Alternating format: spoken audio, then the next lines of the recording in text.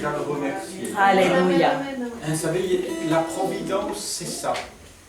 On est au bon moment, au bon endroit. Vous croyez ça? Alors tu peux dire à ton voisin, tu as bien fait de venir. Hein? Ah oui, hein?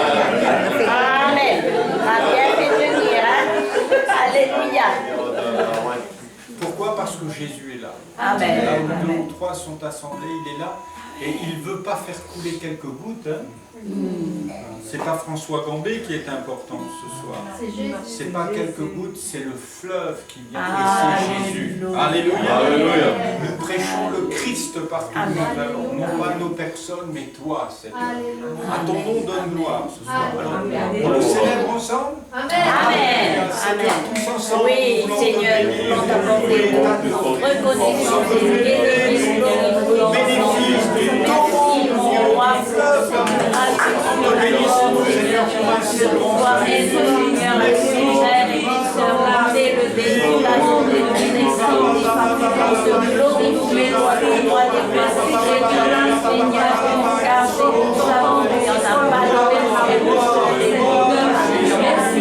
n'y a pas d'autre nom que le nom de Jésus.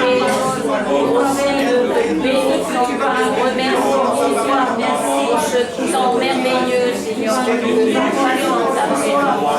Merci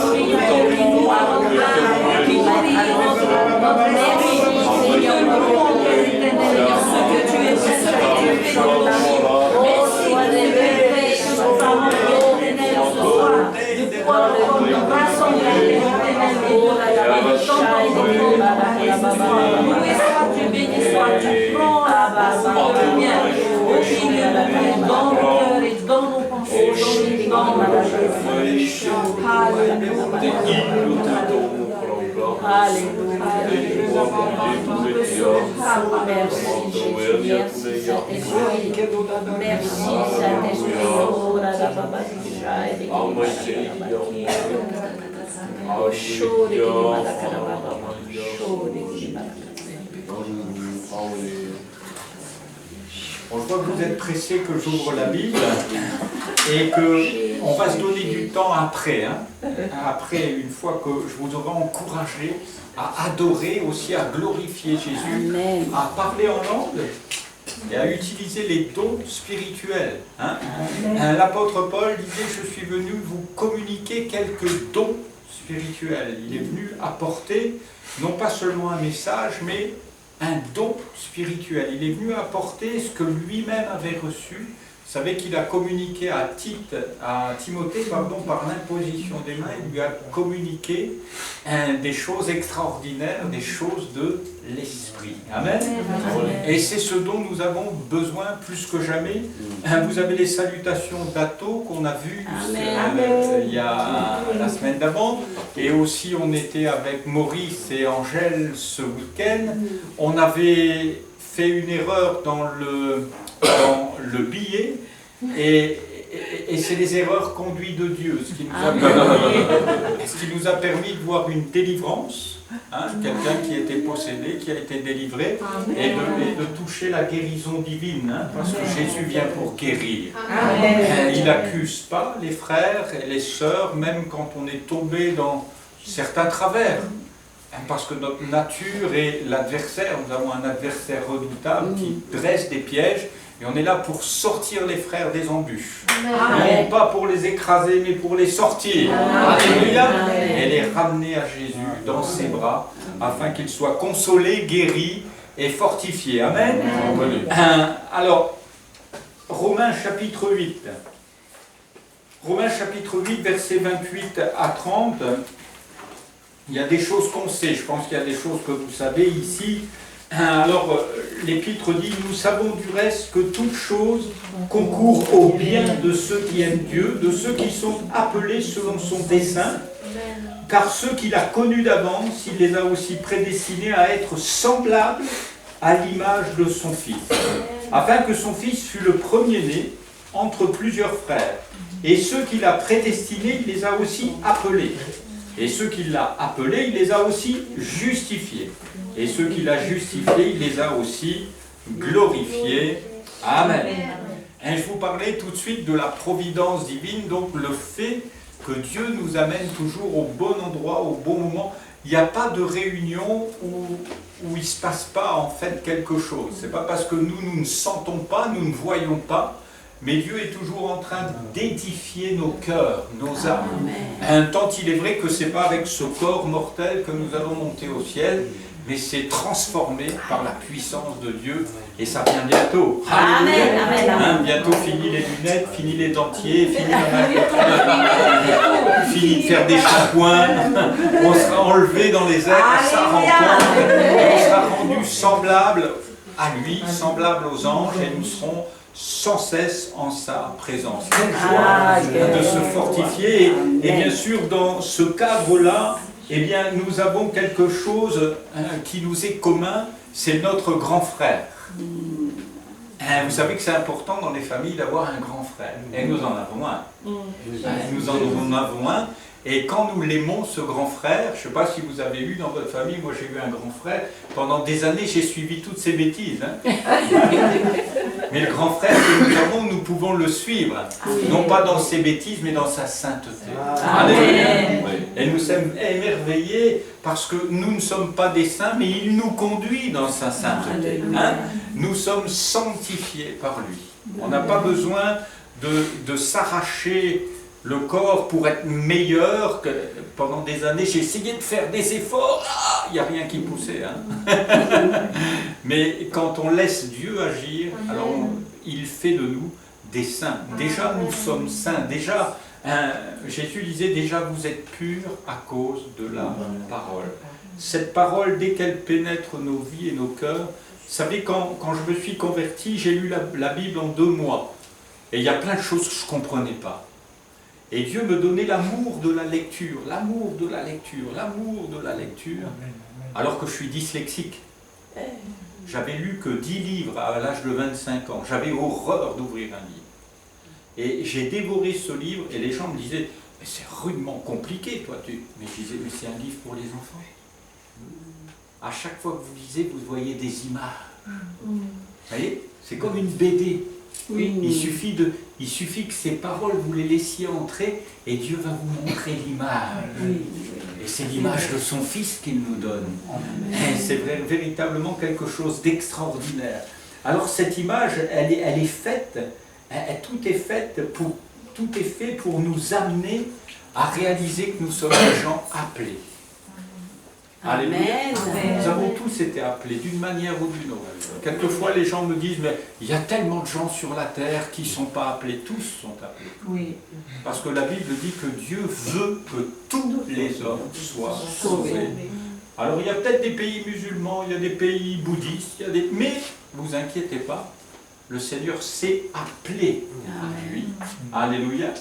Et on sait, on a des histoires de missionnaires à travers le monde qui même paient de leur vie pour annoncer l'évangile. Et on sait que partout où il y a une église, plus l'église est persécutée, plus elle sort de là. Alléluia. Vous ne pouvez pas empêcher la vie éternelle de jaillir. Vous savez, on a des pesticides maintenant pour faire mourir les mauvaises herbes. Mais vous n'empêcherez jamais la vie de Dieu de jaillir. Alléluia. Et c'est tellement vrai. C'est tellement vrai, méchants comme nous sommes, destructeurs comme l'humanité l'est. Il y a encore des poissons dans le lagon. Il y a encore des bananiers qui poussent. Il y aura des mangues bientôt. On va fêter l'abondance bientôt. Et quand je regarde à la maison, tout est prêt déjà. C'est vert. Vous ne pouvez pas encore toucher, mais vous avez envie, vous dites, ce sera bientôt. Il y aura l'abondance.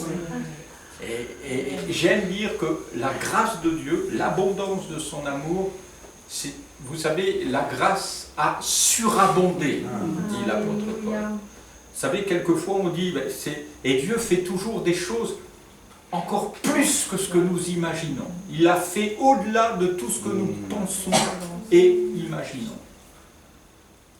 Et c'est ce qu'il faut que nous réalisions, qu'il y a un appel de Dieu sur notre vie. Amen. Acte 2, versets 38 à 40. Je lis pour vous, ou vous lisez avec moi, Acte 2, c'est après l'effusion du Saint-Esprit. Et Pierre leur dit, donc, bon, repentez-vous et que chacun de vous soit baptisé au nom de Jésus-Christ pour le pardon de vos péchés et vous recevrez le don du Saint-Esprit.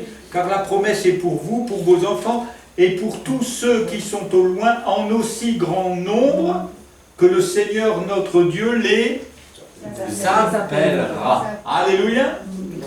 On est appelé à être rempli du Saint-Esprit. Alléluia. Quelquefois on arrive aux réunions, on est rempli d'inquiétude. Hein? On a du mal à adorer parce qu'on est rempli de la journée, on est fatigué, on a des inquiétudes, il y a les factures, il y a le téléphone, il y a ci, il y a là. Et il y a un moment où on dit, Seigneur, ce que je désire, c'est être rempli de toi. Alléluia. En aussi grand nombre que le Seigneur les appellera. Et la Bible nous décrit la scène, les 120, quand ils étaient là. La Bible dit, ils furent tous remplis du Saint-Esprit. Il n'y a pas eu d'exception. Il y avait peut-être des qui étaient là et qui disaient, ça fait 40 jours qu'on attend, on est fatigué. Mais même ceux qui étaient fatigués, ceux qui étaient peut-être un peu déprimés, même Pierre qui était là en se disant, bon, le Seigneur nous a promis quelque chose. Mais qu'est-ce qui va arriver? Qu'est-ce qui va bien arriver? Il nous a promis le Saint-Esprit. Il n'était pas encore venu, il ne savait pas. Et d'un seul coup, ils se sont retrouvés comme ivres. Alléluia. Est-ce que vous vouliez qu'on soit comme ivres ce soir? Amen. Ils étaient ivres d'amour en fait. Le ciel s'ouvrait et des flammes de feu sont descendues sur chacun d'eux. Alléluia. Amen. Élie avait fait tomber le feu du ciel sur l'autel, mais sur chacun d'eux. Ils sont devenus des êtres brûlants d'amour. Alléluia. Et la Bible dit, ils furent tous remplis du Saint-Esprit et ils se sont mis à déborder. Hein? J'aime de plus en plus les Tahitiens, j'aime votre langue, hein, je voudrais apprendre. À chaque fois, tout le monde me parle en français, alors pour apprendre. Hein. C'est Eduardo qui sait bien. Hein. Ah ouais, partout, et les Polynésiens, ils aiment. Et je dis, et cet après-midi encore, j'ai discuté, c'est normal. Parce que le polynésien, c'est la langue de votre amour maternel. Alors quand on parle de sentiments, eh ben, vous aimez être rempli. Et le polynésien, il aime le polynésien. Moi, j'aime le français parce que les premiers mots d'amour que j'ai entendus, c'est en français. Vous aimez le polynésien parce que les premiers mots d'amour que vous... Mais vous pouvez aimer les mots du ciel. Alléluia. Ils se sont tous mis à parler des langues du ciel. Alléluia. Et on s'est dit, mais ils sont tous sous. Ils sont tous pleins, comme on dit vulgairement. Mais ils étaient remplis du Saint-Esprit. Alléluia. Nous sommes appelés à être des gens remplis. Alléluia. Amen. Partout où je vais dans les îles, partout où je dis, et quand on va avec Annie au fond des vallées, on voit le chagrin, on voit qu'il y a peu de choses, on voit la misère dans certains endroits, on voit la maladie, et on dit ce qu'on a besoin, c'est de la Pentecôte. Qu'est-ce que tu veux qu'on vienne? On vient avec quoi dans ces vallées? On n'a rien. Et Pierre dira, moi j'ai rien. J'ai pas argent, j'ai pas d'or, mais ce que j'ai, je te le donne. On veut être rempli au point que les malades soient guéris. Alléluia. Et on est appelé à guérir les malades, mes frères et sœurs. Hein? Pas à les regarder, pas en disant, on va prier, puis qui sait peut-être que... Non, on va prier, on sait. Alléluia. Il y aura quelque chose qui va remplir ta vie, mon frère, ma soeur. Alléluia. Tu as bien fait de venir ce soir, Dieu veut faire le plein. Alléluia. Et c'est pas comme à la pompe, c'est gratuit.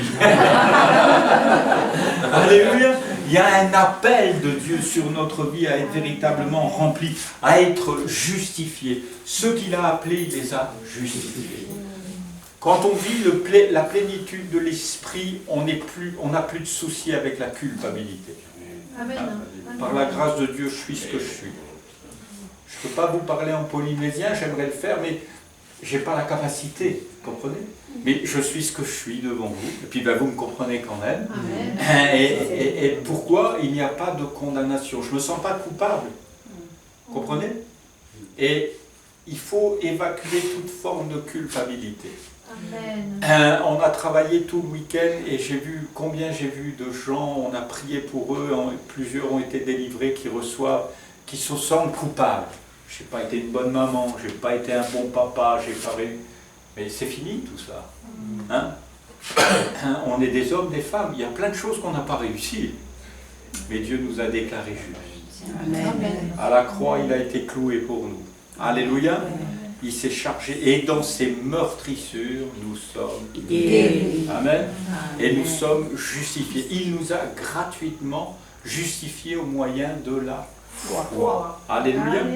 Et c'est comme ça qu'Abraham fut justifié. Il a fait une œuvre. Bien sûr, la justification nous conduit.